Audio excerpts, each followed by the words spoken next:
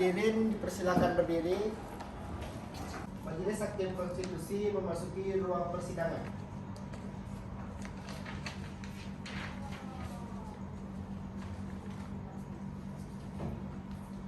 Pada hadirin diharapkan duduk kembali.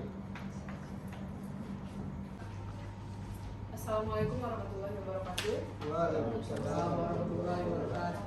Selamat pagi dan salam sejahtera bagi kita semua. Sidang lanjutan perkara nomor 11 garis miring PUU garis miring 25 garis miring 2025 pada hari ini Jumat 29 Agustus 2025 dengan agenda mendengarkan perbaikan permohonan pemohon serta keterangan ahli dari pihak DPR. Kami nyatakan dibuka dan terbuka untuk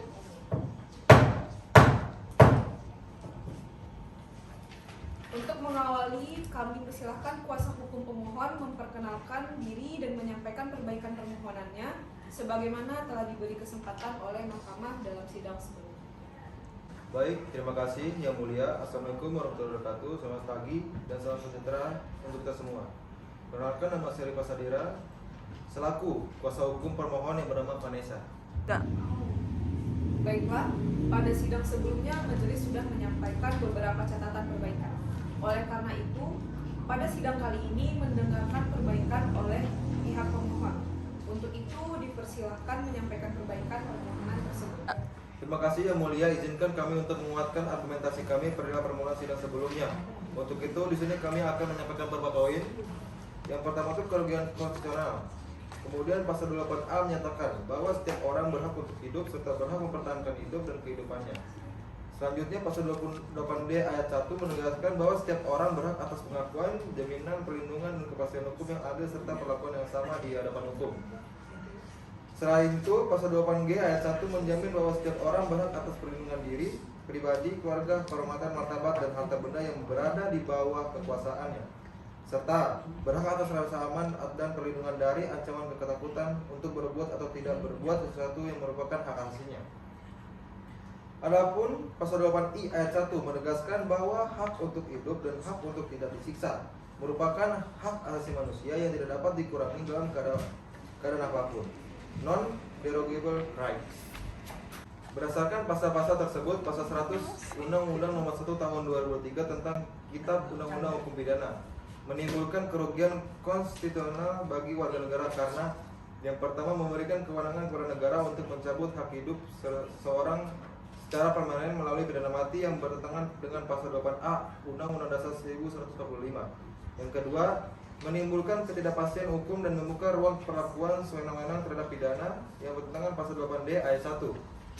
Yang ketiga, menimbulkan rasa takut, tekanan psikologis, dan ancaman terhadap perlindungan diri pribadi yang bertentangan dengan pasal 8G ayat 1. Yang keempat, memberikan legitimasi terhadap praktik yang dapat dikategorikan sebagai penyiksaan psikis maupun fisik bertentangan dengan pasal 8I ayat 1. Yang kedua, analisis historis dan filosofis hukuman mati di Indonesia. Secara historis, keberadaan hukum mati di Indonesia tidak dapat dipisahkan dari warisan kolonial Belanda. Dalam masa Hindia Belanda, Wetboek yang dilakukan sejak awal ke-19 telah membuat pidana mati yang sejumlah kejahatan barat seperti pembunuhan berencana, makar, dan pelanggaran terhadap penguasa. Dalam perjalanan filosofi hukuman mati mengalami perubahan seiring perkembangan pandangan masyarakat dengan sistem hukum nasional. Dalam konteks UUD 1945, khususnya berdasarkan pasal 28A, negara memiliki kewajiban melindungi segenap bangsa dan menjamin hak setiap orang untuk hidup serta mempertahankan kehidupannya. Lebih lanjut, pasal 8G ayat 1 menjamin hak setiap orang atas perlindungan diri pribadi dengan rasa aman dari ancaman ketakutan. Dari sisi pasal 28I ayat 1, hak untuk hidup dan hak untuk tidak disiksa merupakan hak asasi manusia yang tidak dapat dikurangi dalam keadaan apapun. Sedangkan dari aspek pasal 28D ayat 1, keberadaan pidana mati juga menimbulkan ketidakpastian hukum. Dengan demikian, secara historis, filosofi hukuman mati di Indonesia lahir dari sistem hukum kolonial yang menekankan pelepasan dan efek jerat, bukan dari sistem hukum yang berorientasi pada perlindungan dan asasi manusia. Maka dalam konteks konstitusi modern, hukuman mati sebagai diatur dalam pasal 200 KUHP tidak lagi sejalan dengan semangat negara hukum yang menjunjung tinggi perlindungan hak hidup pasal 28A, tidak pasien pasal 8D ayat 1, perlindungan diri dari dan rasa aman pasal 8G ayat 1. Oleh sebab itu, dalam menilai konstitusionalitas pasal 100 KUHP, MK perlu memandang hak hidup bukan secara terpisah, melainkan dalam kesatuannya dengan hak atas kepastian hukum dan perlindungan diri pribadi dari ancaman dan penyiksaan. Hak hidup tidak akan bermakna apabila seorang hidup dalam ketakutan, ketidakpastian, dan ancaman atas keselamatan dirinya.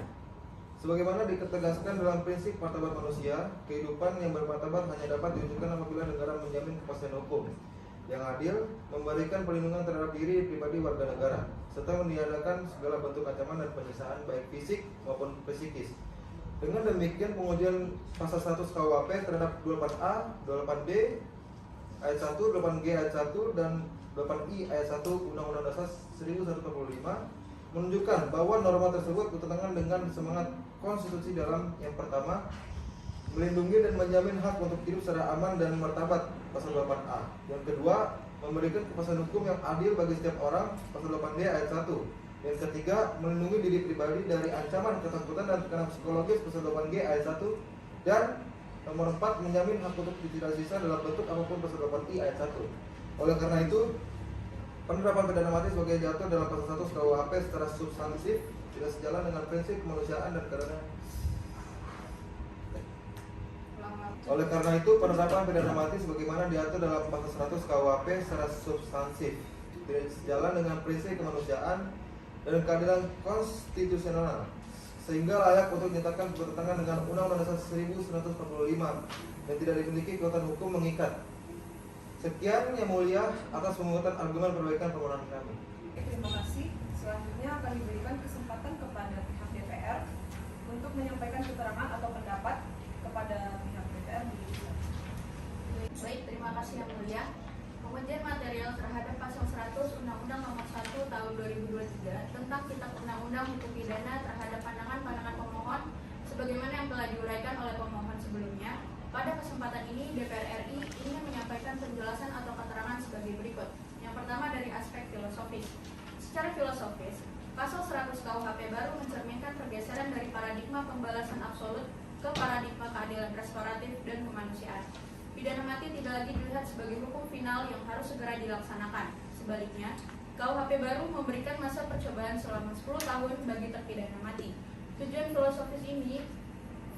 filosofis di balik ini adalah memberikan kesempatan kepada terpidana untuk menunjukkan pertobatan dan perubahan perilaku. Yang kedua, secara sosiologis, pasal 100 KUHP baru adalah respons terhadap dinamika dan pandangan masyarakat.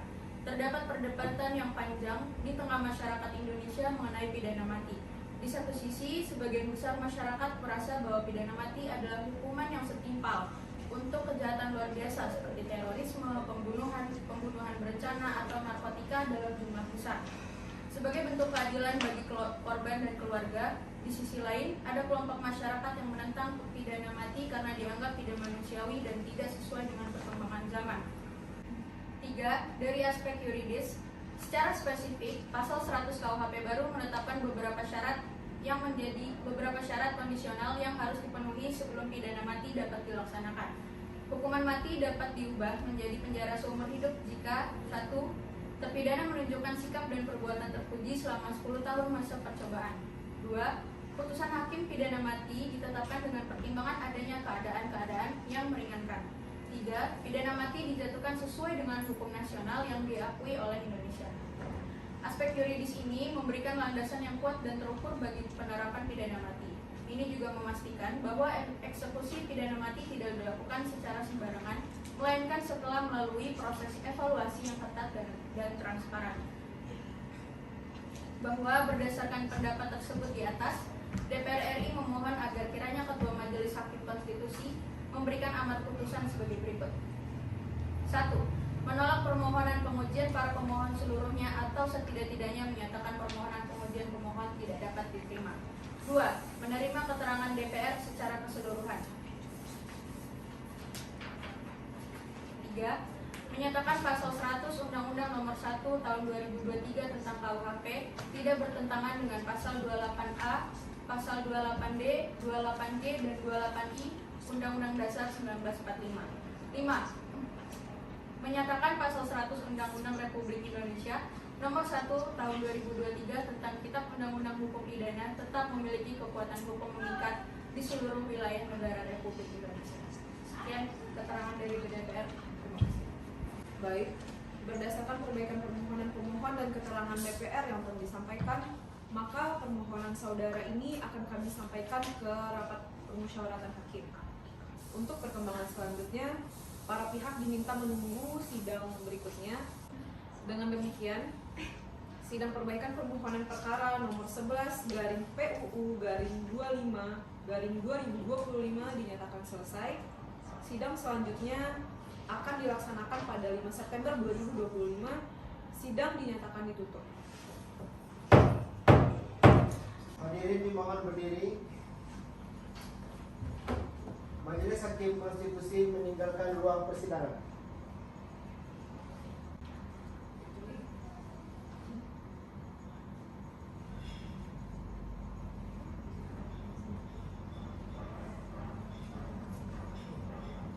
Hadirin dimohon duduk kembali.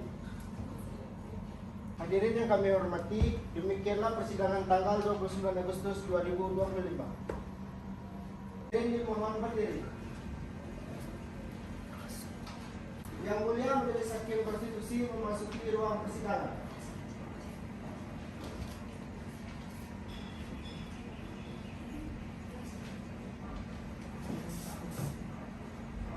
Hadirin dipersilakan duduk kembali. Persidangan untuk perkara nomor 11 garing PUU garing 25 garing 2025 pada hari Jumat 5 September 2025 dibuka dan dinyatakan terbuka untuk umum. Assalamualaikum warahmatullahi wabarakatuh. Selamat pagi, salam sejahtera untuk kita semua. Silakan untuk pemohon yang hadir memperkenalkan diri terlebih dahulu. Terima kasih Yang Mulia. Sebelumnya izinkan kami memperkenalkan diri. Saya Rima Sadira selaku kuasa hukum pemohon bersama Prinsipal Vanessa Dwi Saudina Putri. Kami juga menghadirkan dua saksi ahli, yaitu Dr. Syaki Aurel MPSI selaku ahli psikolog, dan kedua tuh Prof. Muhammad Rizky SHMH selaku ahli pidana. Ya. Baik, selanjutnya dari pemerintah silakan memperkenalkan diri. Terima kasih Mulia, saya Nurul Minda selaku kuasa hukum dari pemerintah Republik Indonesia. Hari ini kami juga menghadirkan satu orang saksi ahli, yaitu Dia Senja Merita SHLM yang Mulia. Baik, setelah semua pihak memperkenalkan diri, sebelum dimulainya si persidangan pada hari ini, ahli diminta untuk mengucapkan sumpah terlebih dahulu.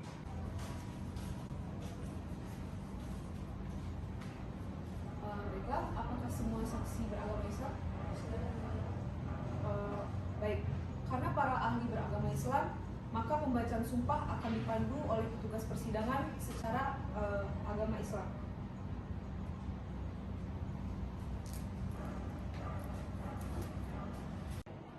Baik, terima kasih yang Mulia. Bapak dan Ibu ahli, silakan mengikuti lafal sumpah yang saya ucapkan dan langsung diikuti. Bismillahirrahmanirrahim. Bismillahirrahmanirrahim. Demi Allah. Demi Allah, Saya bersumpah sebagai ahli. saya bersumpah sebagai ahli Akan memberikan keterangan. Yang sebenar-benarnya. yang sebenar-benarnya Sesuai dengan keahlian saya. Baik, terima kasih Bapak dan Ibu. Saya kembalikan kepada Yang Mulia Ketua. Terima kasih. Para ahli boleh duduk kembali ke kursi yang telah disediakan.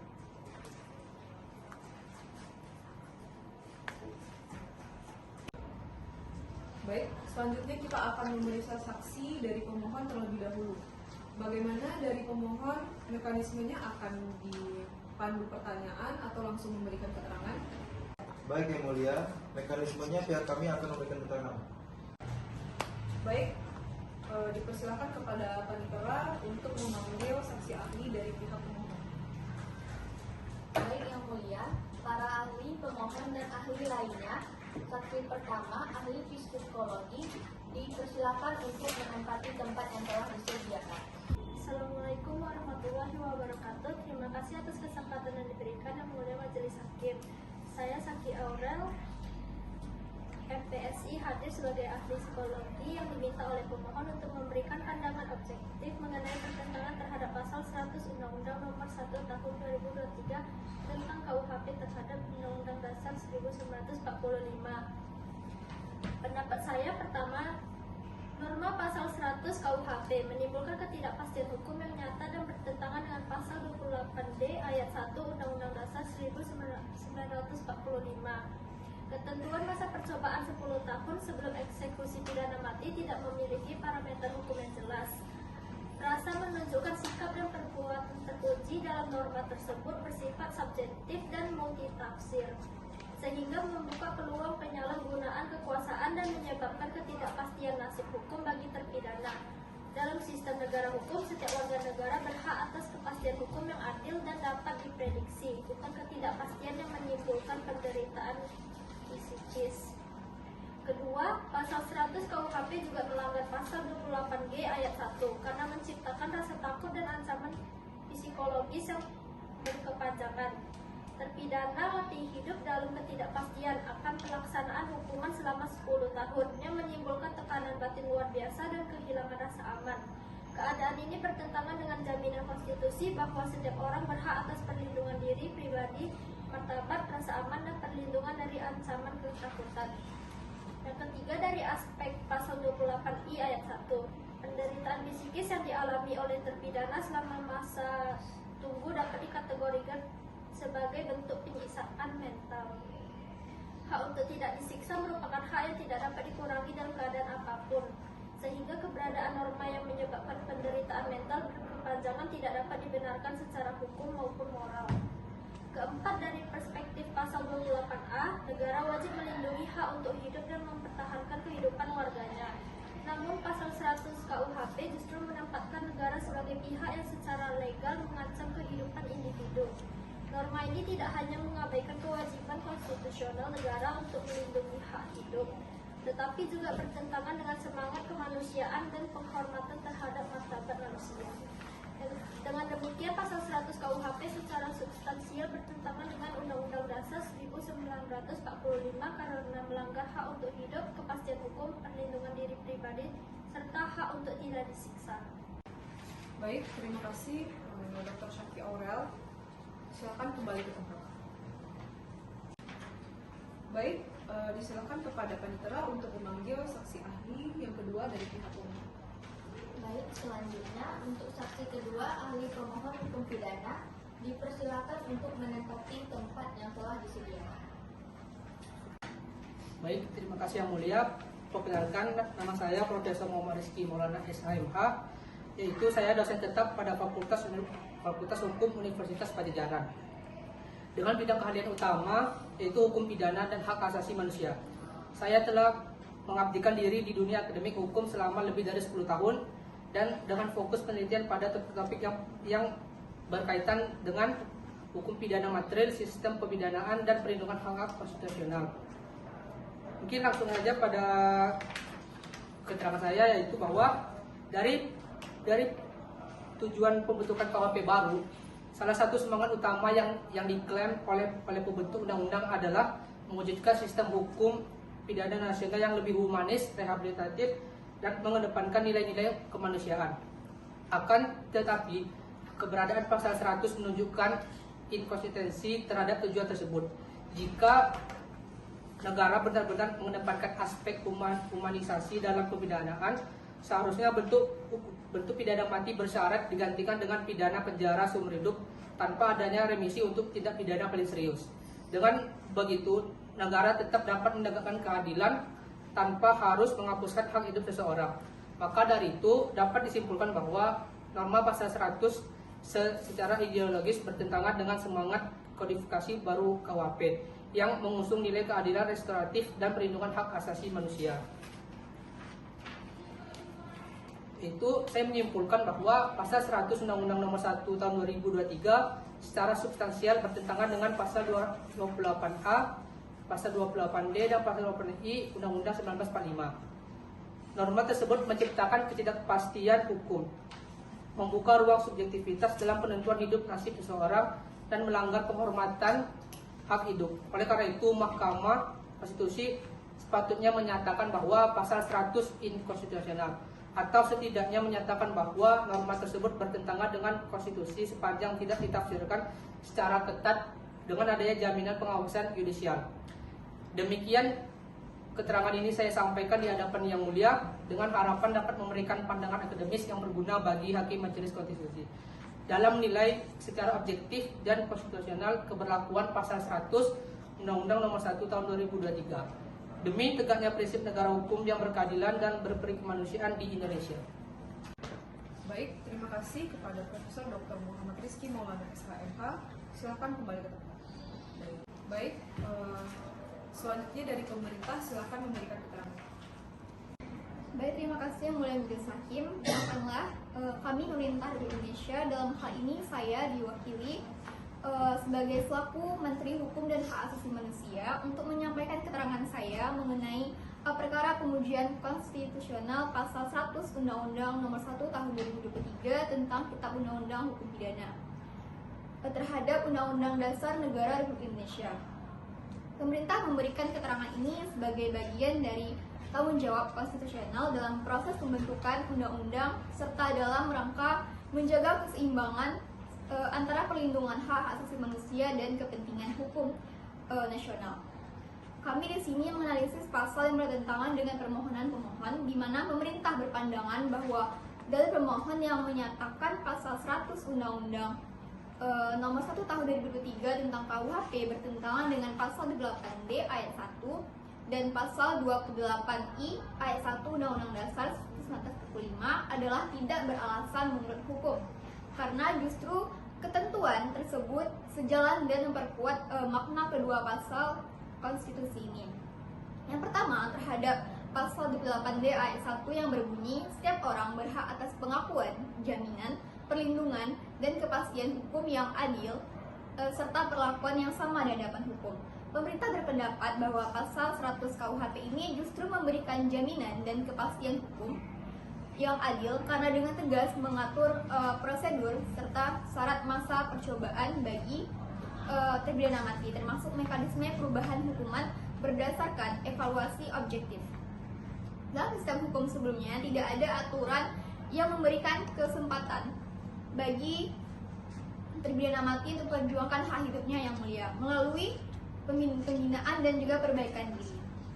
Yang kedua, terhadap pasal 28I ayat 1 Undang-Undang Dasar 1945 yang menyatakan hak untuk hidup, hak untuk tidak disiksa, hak kemerdekaan pikiran dan hati nurani, hak untuk beragama dan hak untuk diperbudak, hak untuk diakui sebagai pribadi di hadapan hukum, dan hak tidak dituntut atas dasar hukum yang berlaku surut adalah hak asasi manusia yang tidak dapat dikurangi dalam keadaan apapun.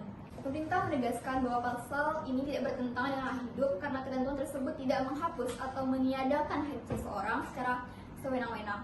Pasal ini justru menempatkan pidana mati sebagai pidana alternatif yang bersyarat, bukan sebagai pidana pokok yang langsung dieksekusi. Adanya masa percobaan selama 10 tahun ini yang mulia merupakan bentuk pengakuan konstitusi terhadap hak untuk hidup, di mana negara memberikan kesempatan bagi terpidana untuk menunjukkan penyesalan dan perubahan moral sebelum hukuman dijalankan. Hal ini menunjukkan bahwa negara tidak serta-merta mengambil hak hidup, melainkan memberikan ruang bagi perbaikan. Oleh karena itu, berdasarkan seluruh uraian kami, pemerintah Indonesia menyimpulkan bahwa pasal 100 Undang-Undang Nomor 1 Tahun 2023 tentang KUHP merupakan ketentuan yang sah dan tidak beralasan serta konstitusi karena mengandung nilai kemanusiaan, keadilan, dan kepastian hukum. Kemudian ketentuan tersebut justru memberikan perlindungan terhadap hak hidup melalui mekanisme masa percobaan yang memberikan kesempatan bagi terpidana untuk memperbaiki diri. Kemudian pasal 100 KUHP ini tidak bertentangan dengan pasal 28D ayat 1 dan pasal 28I ayat 1, bahkan mendukung semangat keduanya dengan menjamin keadilan substantif dan perlindungan hak asasi manusia dalam konteks hukum pidana. Dan sebaliknya, dalil pemohon justru bertentangan dengan pasal 28J ayat 2 yang mengatur bahwa perlakuan hak asasi manusia harus memperhatikan pembatasan yang diatur oleh undang-undang. Kemudian oleh karena itu pemerintah memohon kepada Yang Mulia Majelis Hakim Konstitusi untuk menolak permohonan pemohon yang seluruhnya atau setidaknya menyatakan permohonan tidak beralasan menurut hukum serta menegaskan bahwa pasal 100 Undang-Undang Nomor 1 Tahun 2003 tentang KUHP tetap memiliki kekuatan hukum yang mengikat Yang Mulia. Dengan demikian, argumentasi pemerintah serta menyuruh menegaskan bahwa pasal 100 ini adalah bentuk nyata dari hukum yang berkeadilan, bermartabat, dan menghargai nilai kemanusiaan. Ketentuan ini mencerminkan transformasi hukum pidana Indonesia dan sistem represif menuju sistem Indonesia yang humanis berlandaskan nilai Pancasila. Terima kasih Yang Mulia. Baik, apakah dari pemerintah ingin memberikan saksi ahli? Iya Yang Mulia, kami dari pemerintah yang memberikan saksi ahli HAM itu kepada Profesor Dr. Dia Cynthia Murita SHLM. Baik, kepada saksi ahli dapat masuk ke ruangan. Terima kasih Yang Mulia. Perkenalkan, saya Profesor Dr. Dea Cynthia Murita SHLM. Dalam hal ini selaku ahli HAM dari pihak pemerintah Republik Indonesia. Saya menegaskan bahwa pasal 100 Kitab Undang-Undang Hukum Pidana Baru merupakan instrumen hukum yang konstitusional, humanis, dan progresif. Pasal ini bukan penguatan pidana mati, melainkan transformasi pidana mati menjadi pidana bersyarat dengan peluang rehabilitasi dan pengampunan. Dari perspektif pasal 28A, norma ini tetap menghormati hak hidup karena tidak serta-merta meniadakan kehidupan, melainkan menunda eksekusi dengan jaminan hukum dan moral untuk memperbaiki diri. Sementara dari pasal 28D ayat 1, pasal 100 memberikan kepastian hukum yang lebih baik bagi terpidana dengan tolak ukur yang jelas dan bagi masyarakat dengan mekanisme evaluasi hukum yang terukur. Adapun mengenai pasal 28G ayat 1 dan pasal 28I ayat 1, pemerintah menilai bahwa masa percobaan bukan untuk penyiksaan atau ancaman, melainkan kesempatan untuk membuktikan perubahan perilaku yang dinilai secara hukum dan kemanusiaan. Maka dari itu, ketentuan ini bukan pelanggaran hak, melainkan pelindungan hak yang berimbang antara individu dan masyarakat. Sekian Yang Mulia. Terima kasih kepada para ahli dari pemohon, DPR, dan pemerintah. Keterangan yang disampaikan akan menjadi bahan pertimbangan majelis dalam mengambil putusan. Baik, sidang dinyatakan selesai dan ditutup.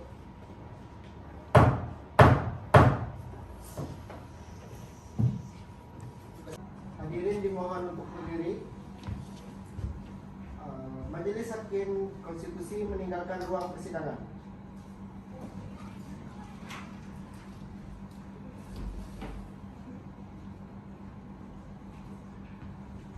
Hadirin dipersilakan duduk kembali.